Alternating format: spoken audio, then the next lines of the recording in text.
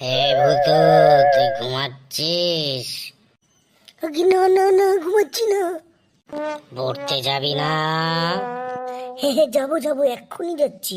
আপনি চলুন, আমি যাচ্ছি। ভালো লাগে না ডেলি ডেলি পড়া। হে ভূত, তুই আবার পড়তে যাবি? হ্যাঁ, যেতে তো হবেই। তোদের এবার পড়াশোনা আছে নাকি? আছি তো। বেশি পড়াশুনো জানলে আমাদের শক্তি বেড়ে যায় অটোমেটিকলি। বাবা, তুই তো হেভি ইংরেজি জানিস। হ্যাঁ, তা তো একটু জানি। তা কি কি পড়িস তোরা ওখানে? কি আবার পড়বি? মানুষের ঘাড় মটকাবে কি করে, মানুষকে ভয় দেখাবে কি করে, এই সমস্তই মনে হয় শিখি। আরে না না, যারা ভুল কাজ করে তাদের কিভাবে শাস্তি দেব, এই সমস্তই শেখায়।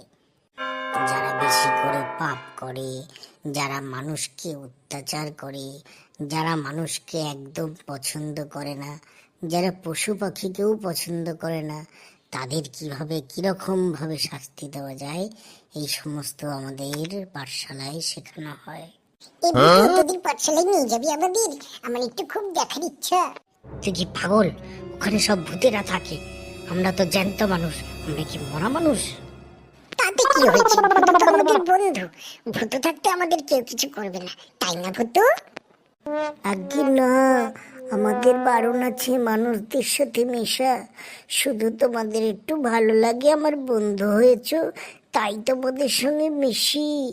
একদম নিয়ে যাওয়া যাবে না তোমাদের। এ ভূত, আমরা না তোর প্রিয় বন্ধু, একটু নিয়ে চ না। আবার তুই বলছিস? আবার বলছিস তো? এই বাড়ি চত। হ্যাঁ, তোমরা বাড়ি যাও, রাত অনেক হয়েছে। গুল্লু, তুই আমার মনের ইচ্ছাটা পূরণ করলি না। তুই বাড়ি গেলি? বন্ধুরা, তোমরাও পড়তে বসো, দুষ্টুমি করো না কিন্তু।